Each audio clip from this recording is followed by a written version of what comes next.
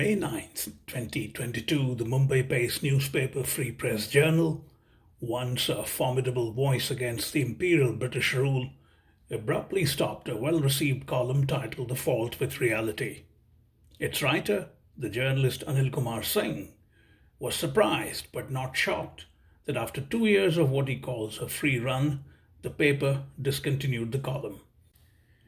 It was a freewheeling column that regularly addressed a wide range of issues, both specific to the city of Mumbai and the state of Maharashtra, as well as larger national issues.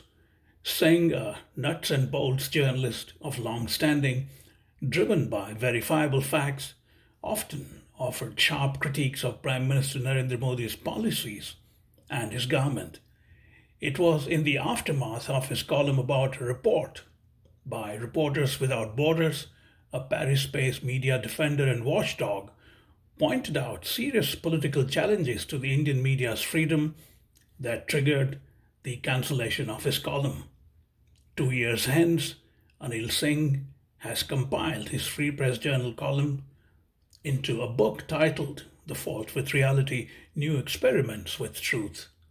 He spoke to Mayank Reports about what it means to be a journalist in today's India and what it takes to stand your ground.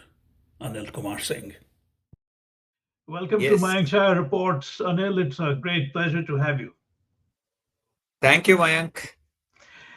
Great Let's seeing be, you after such a long time. Indeed, it's been decades now. Let's begin with your preface where you refer to May 9th, 2022, when you were abruptly asked to stop your column in the Free Press Journal by the Free Press Journal. What Yeah. happened? Oh, that was a time when the Modi government or the BJP government was under fire because of the Reporters Without Borders. It's a Paris-based institution which rated press freedom in globally, and India's ranking fell steeply. And the Indian press, which hardly wrote about these things as they happened, went to town over this report. Across the spectrum, everyone highlighted this report, and this got the government's goat. So they went on whatever you can say.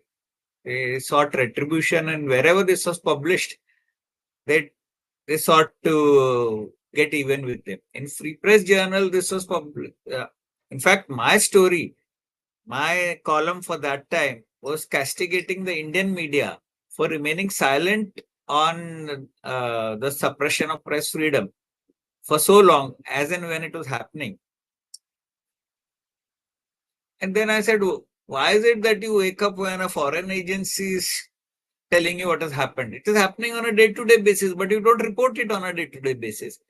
So, in fact, I was castigating the Indian media. But what it doesn't matter. It just said that they just read the headline that India is not a safe place for comedians either. So, promptly, the same newspaper which used to tell me to write editorials, they had given me a slot, Monday slot for editorials. So I used to write and edit the editorial every Monday.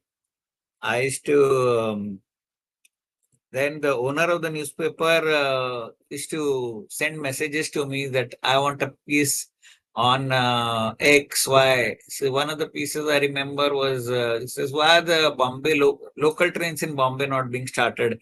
Here we have all sorts of studies that the the virus is no longer as deadly. We have built resistance. TIFR has come up with a study that it is okay to start. So why is the government being so cautious? So I was told to write on it. I said, Ari, give it to a subject specialist. Then no. The editor of the paper, the owner's man, he told me, नहीं आप पंची लिखते हैं ना, तो आप हाँ, so he said that you write in a very convincing sort of thing and very readable. So Sethji wants you to write. So I wrote one, not as part of my column, but as a separate report. And there was something about prices of petrol. There was something about uh, some other issues, and whatever caught the owner's fancy, I had to write. And the same newspaper then turns around, and within 2 days of this column, which you mentioned, May 22nd, tells me that we are rejigging our edit page, so we are stopping your column and your editorials forthwith with immediate effect. That is the word which is used. You referred to the Free Press Journal's illustrious origins under the much heralded Swaminathan Sadanand, who, as Yes. you point out, chose to sell his house and farmlands rather than pay a sort of ruinous fine to the British government. From there to now, but did you really expect that sort of integrity and commitment from the Free Press Journal or any paper at this time? Not at all. Everything now depends on the revenue, the advertisements which the government gives you. And I tell a lot of people that when people in Bombay, in India, or my relatives complain we're spending too much on newspapers, I tell them that, what do you expect? You are paying 2 rupees, 4 rupees, 8 rupees, 10 rupees, max 10 rupees for a newspaper. What do you expect? This 10 rupees sometimes doesn't pay for the print. The very newsprint, it doesn't pay for it. You are getting it because there is competition. Journalism is subsidized by advertising revenue, by government thing, but they don't know. Then I tell them that buy a paper in Sri Lanka, Pakistan, Bangladesh, it's nothing less than 50 rupees. Right. Nothing like than 50, but here people have got used to it. So my thing is that, yes, unless the newspaper can say no to government advertising and survive, it will always have to kowtow to the government. So free press is no exception. My only thing is that the same thing, when you ask to bend, you start crawling. Right. There's no reason for them to stop my editorials because there is nothing in that. Editorials are unnamed. Right. So, so that is not the only thing. Yeah, but is it your sense that there was a specific trigger for your column being stopped, and that trigger came from what one might suspect where it came from? Oh, I'm told that uh, there's a Gujarati journalist in the PMO whose job is to scan all the papers or whatever the media and see who's kind of uh,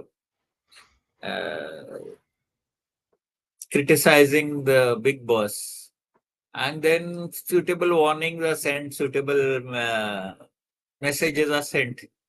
This is what I'm told.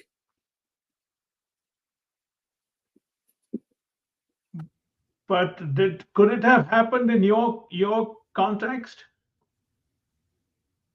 It could very well happen because the the management as well as the editor had warned me quite a few times earlier that you go easy on the Prime Minister. So I used to, in my letter columns, I used to refer to him only by his as Prime Minister, not by his name.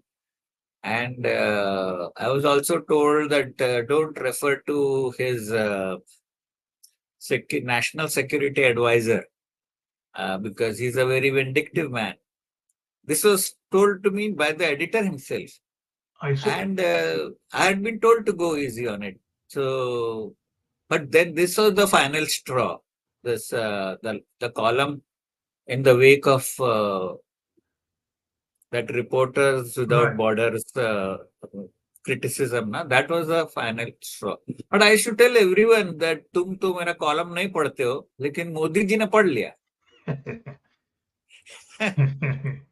Can you imagine who reads free press? I mean, free press is not a mass No, it's circulated. not. It's It's never been. not. It's never It's been. not. Yes.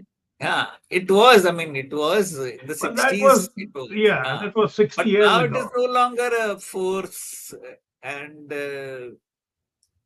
No, true. so you can imagine.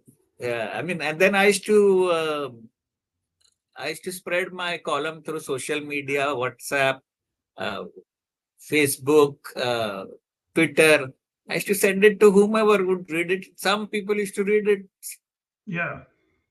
But And Anil, I must point out that, I mean, I did follow what you wrote, and to me, it was a sort of a refreshing surprise that a paper like the Free Press Journal persisted with that line for quite some time. Uh, I mean, they could have I caved would in a say, long time ago. yeah, I would say that it flew under the radar. Okay. I would say it flew under the radar for quite some time. Okay.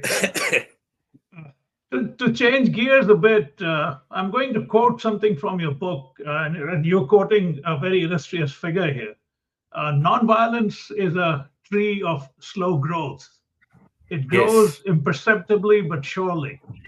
Then mere goodness is not of much use. Goodness must be joined with knowledge, courage, and conviction. One must cultivate the fine, discriminating quality which goes with spiritual courage and character and code. That, of course, come from a certain Mohandas Gandhi. With that as the context, how do you see India's polity today?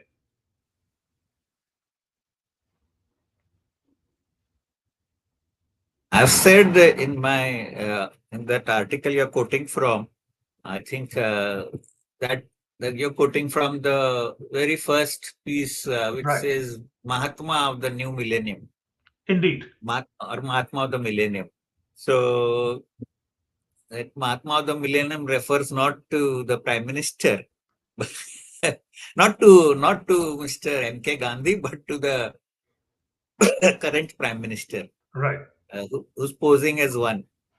So yes, in the same article, I said that where are the Gandhians? Why have they sequestered themselves in their ashrams when they ought to be on the streets? Why are they not at Shine Bagh? Where were the Gandhians at Shine Bagh? Why are they not taking part? Why are they not even on social media? Right. Although I would say that of late, there's a 99-year-old Gandhian from the Yusuf Mehrali Center, uh, Mr. G. Parikh, who took part in the Quit India movement in 1942 as a 20-year-old or something youngster, and he took part in this thing in last August. He went back to August Kranti Maidan to protest Hmm. an undeclared emergency, the clampdown by the government, you know. Right. So he was not allowed to enter the thing and he was arrested. Even the cops there were ashamed that they were doing such a thing. And here's a 99-year-old man. So this is an example of a Gandhian actually going to the streets. What I'm saying, I thought, more Gandhians should, come out of their ashrams and actually side with public protests. Uh, but you are talking of uh, politics, about why do Indian politicians today don't have that moral fiber? Yes, that is a sad fall.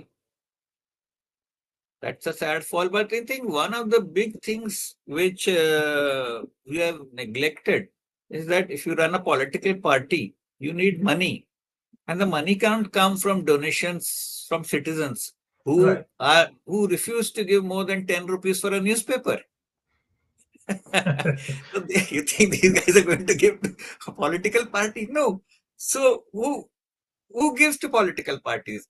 You have only the big corporate houses who want to stay on the right side of the government, or who think that it will facilitate the business.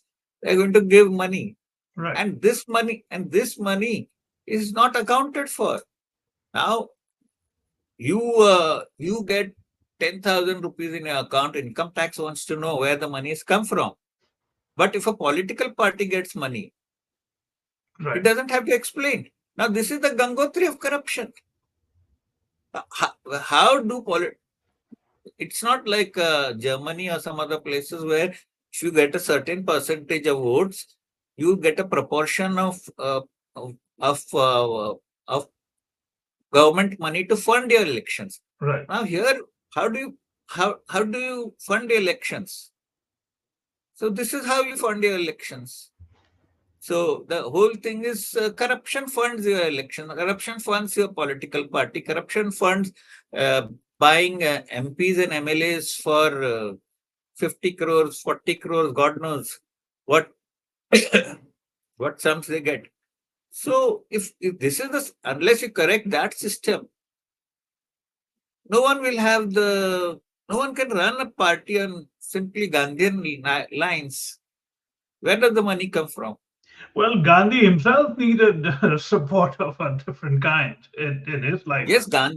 Gandhi was, yes, so many industrialists supported Gandhi at that Indeed. time.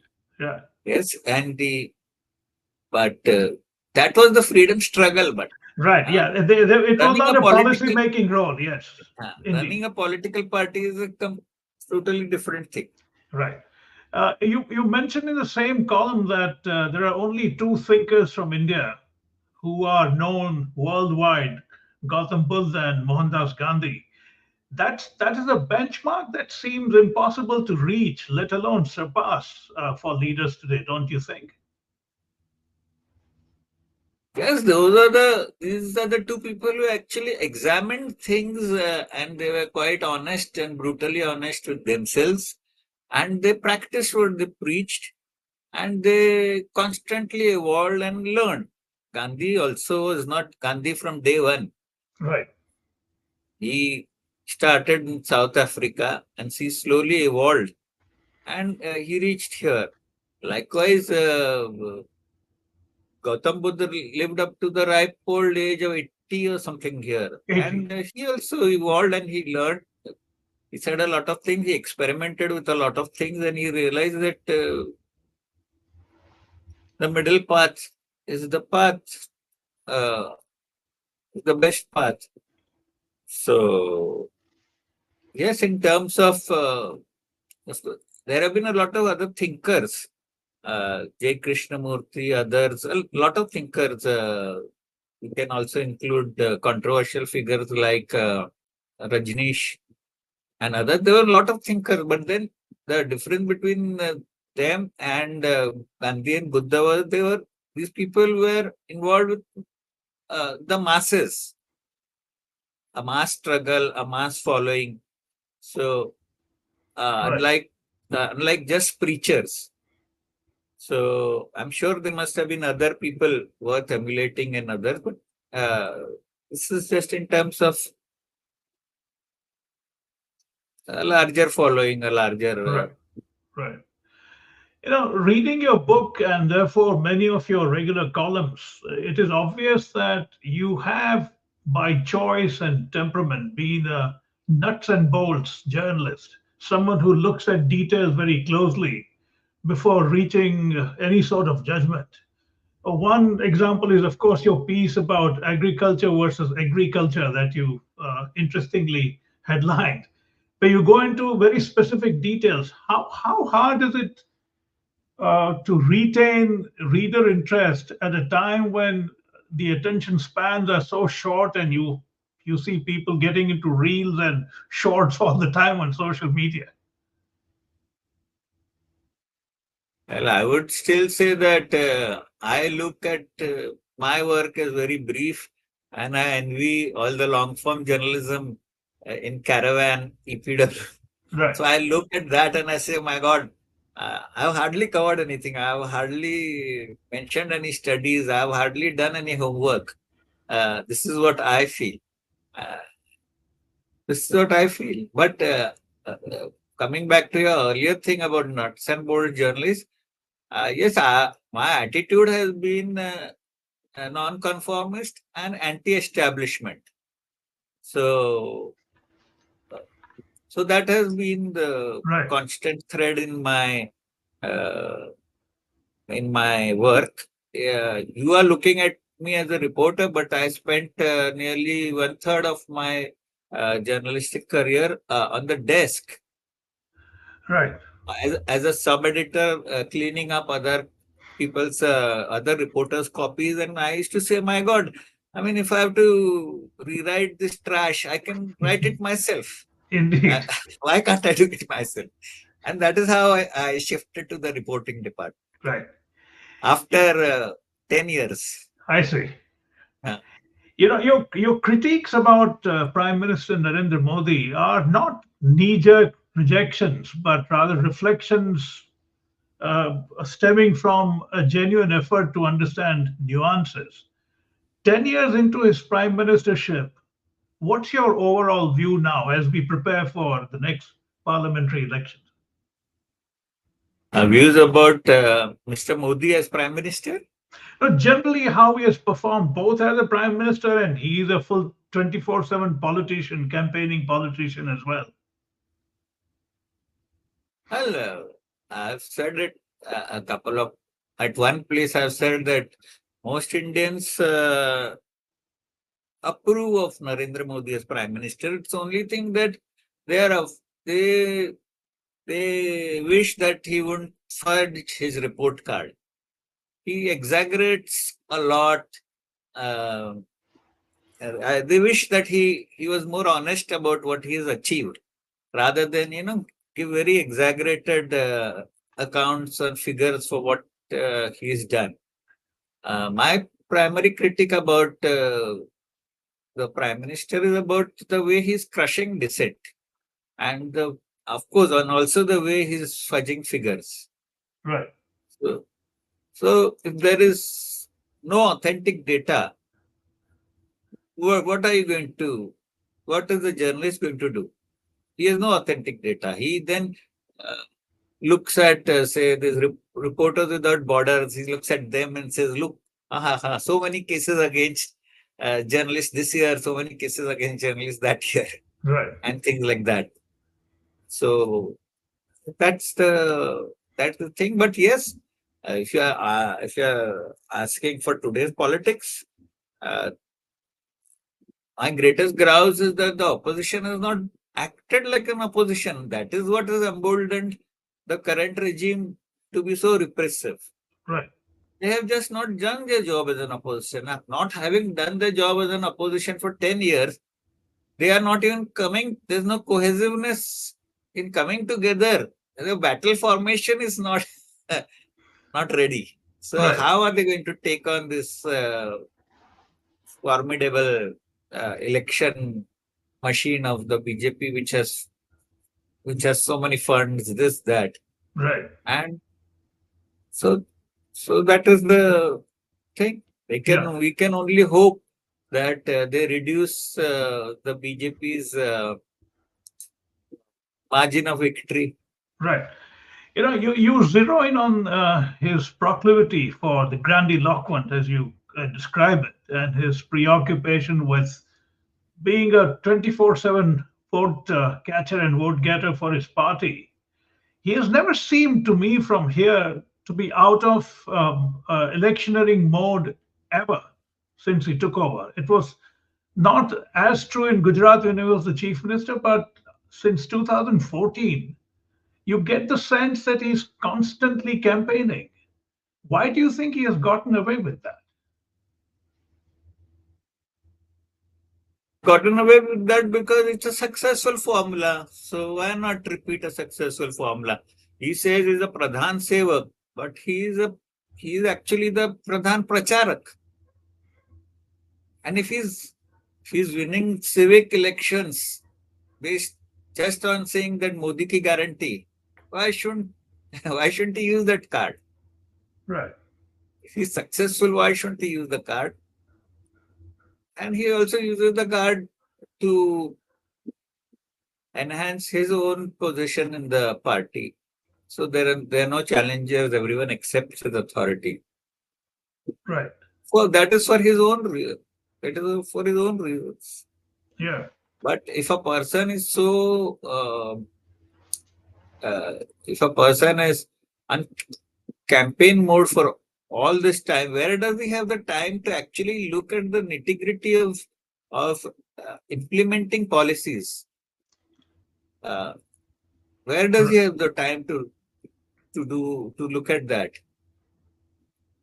For instance, demonetization. I don't know. It's a senseless exercise. What happened? What are the results? No one. This is again an example where the opposition failed to really take it to the people. Right. We were promised 15 lakhs each. At least that Jumla went that we get back all the black money from abroad. Every person will have 15 lakhs in his bank account.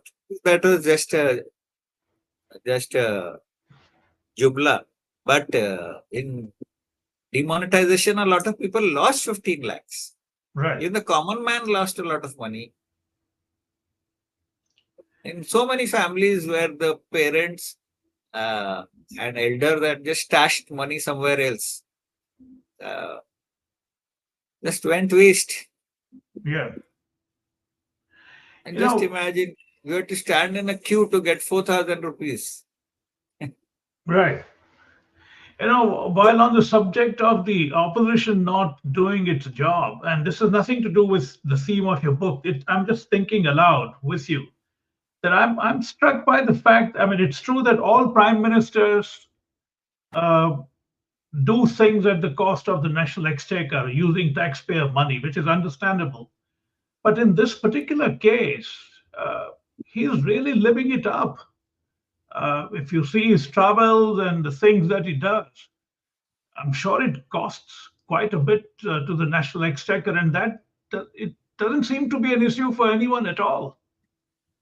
This is one of our smaller worries. I would say, yes, it's a moral question, but it's a moral question when he comes to the US. You all should be asking him this question. Why If didn't he's you speak? available. Why didn't you think of Gandhi? You wrote a piece for New York Times or I don't know which paper he wrote a piece on Gandhi when he Right. came to USA. You all should have asked him, sir, why didn't you think of Gandhi in 2002? Yeah. And when he gets this extravagant expenses and all that, you can say why. Of course, he'll turn back and say, yes, it cost the Congress a lot of money to keep Gandhi poor. Yeah, true. Yeah. So you see, I mean, Gandhi himself said it. So, Anil, you have an interesting term that you've coined in the book. It's called patriotism. In that context, what comes to my mind is the Gandhi God Dynamic, which has been one of the defining features of the last 10 years. How strong is patriotism in your judgment? oh, first place, I have not coined patriotism. I have just borrowed it from these are some of the good terms which the so-called uh, secular and Well, people and like you and me, I suppose. So, which they have coined. yeah, So, uh, so it's not my term, but patriotism. My God, this is one of the most dangerous things which is happening here. yeah, And I'm surprised to know you have not on talking terms with a lot of school friends. You're not on talking terms with a lot of relatives. Just because we have had fights over yeah, this thing, yeah, over this Hindu-Muslim issue. right. And the more you argue, the more bitter these people get because they have been fed with WhatsApp forwards from the BJP's IT cell. I was in Uttarakhand in May last year, and one of my wife's cousins is a top education department official. So he told me that he is surprised to come across a school child, 10, 12 years old, who said that Gandhi ji ek ठरके आदमी थे. Now, when Gandhi ji was a Yeah. lascivious man and he's a lustful man. So how does he get that? He Yeah, gets of it course. because the social media is flooded with images of Gandhi with the two women, Right. walking with Right. this, that, and then you all sorts of other dirt going around. Right. Whereas when Gandhiji was alive, he was personally gave an explanation for it in his own newspapers. True. And then you just take bits and pieces and you vilify Gandhi. So I'm just saying that this is how bad it is. Right. This is how bad it is. And during the pandemic years, there was no school, so children just looked at their WhatsApp, and that was their education. Right. It's You know, tragic. yes, It's tragic. it's tragic. This is how they've used. And again, I would say that the opposition, the Gandhians, the others, they are only now hitting back.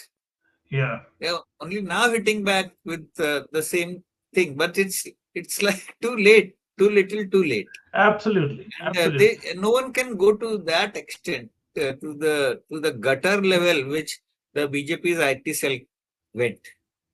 True. And that is the gutter level. Imagine vilifying Gandhi. Yeah. I mean, you can criticize Gandhi, but this is what you've done. And then you go abroad and you write pieces on how Gandhi is relevant to India.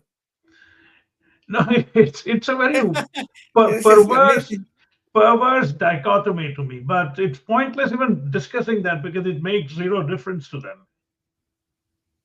No, it is discussing it is important because someone is at least discussing, otherwise there is no discussion. No, I So agree, but that is why the kid believes that Gandhiji is a turkey, because no one is discussing it. no, For 2 years, no one was they, discussing anything. He was just being educated by WhatsApp. no, but So in this story, what strikes me, Anil, is the fact that a 10-year-old yes, would know what the word turkey means. yes. That's, I mean, it's both hilarious and deeply disturbing for me.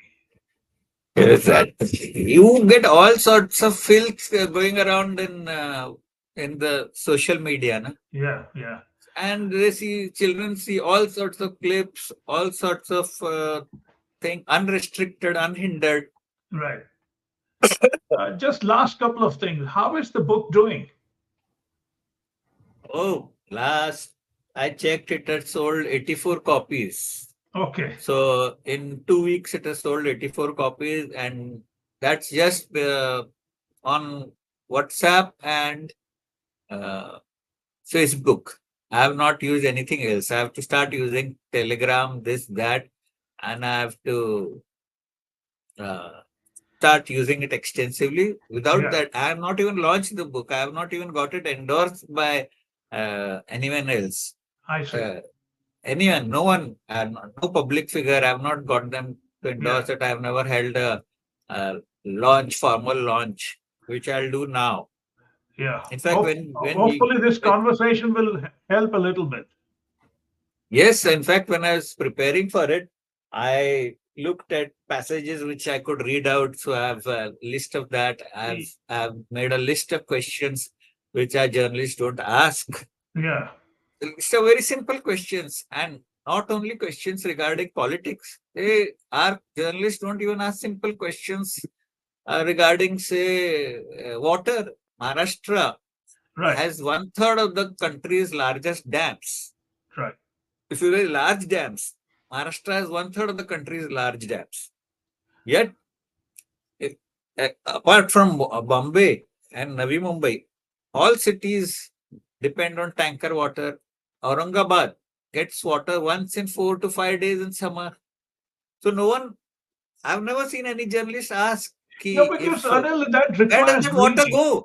Where does that water go? It Yeah, goes to the sugarcane fields. But right. no one is asking any question because the guys who have the sugarcane fields are ruling you. They are The giving you sugar the lobby is sugar. ruling you. Yeah. No one is asking that 30 years after that Upahar cinema hall fire in Delhi, where some 50, 60 people died, no one is asking why cinema halls are still have such seating arrangements where there are no aisles even after 20, 25 rows. Yeah, Whereas the one of the lessons was that people just couldn't run fast enough. The yeah, entrances, exits were blocked. Forget about making cinema halls safe. They have not even made our hospitals fire safe. right. There has been a fire in Mantralaya, and still uh, Mantralaya, the seat of power in Maharashtra, they didn't have adequate safety precautions. 2 years ago, the High Court pulled them up. I wrote about it. Now, last month, the High Court pulled them up again. The High Court forgot that it had pulled them up 2 years ago. What is True. the use of pulling them up? You have to sentence someone for contempt. Na? Right. Right. So no, but I'm saying the media is not even asking this No, question. so that brings me back to the fact of having, I'm also old school, nuts and bolts approach. You do follow up to an issue that you raised for the first time. There is always a follow up, series of follow up stories. That concept has completely disappeared from journalism. Yes, there is hardly any follow-up. What can Yeah, one say? Now you get bylines for press releases. Press releases.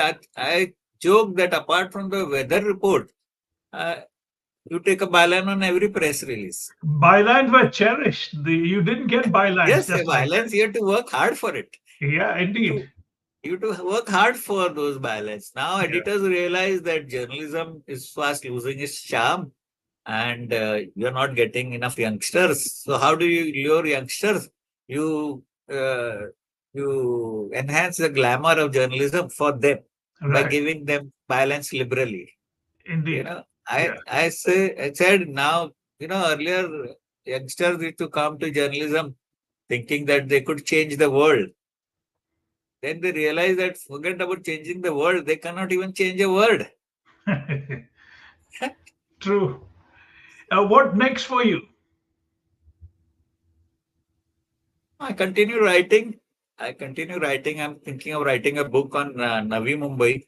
Okay. Do you have any columns? What happens to the column that have you tried to give it to someone else?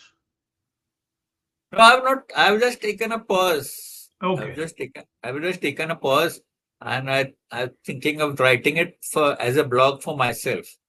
Okay. But, but the whole thing is either do you get paid for it, nor does anyone read it. Yeah. And then you write a column where no one reads, no one pays you anything for it, but you're still afraid of going out on a morning walk. So, yeah, Yeah, that's funny in a very tragic way. because, I tell everyone that you don't read it, but, the person Somebody, whom it has yeah, somebody high up reads it. not true. There are people whose job it is to read it and do something about it.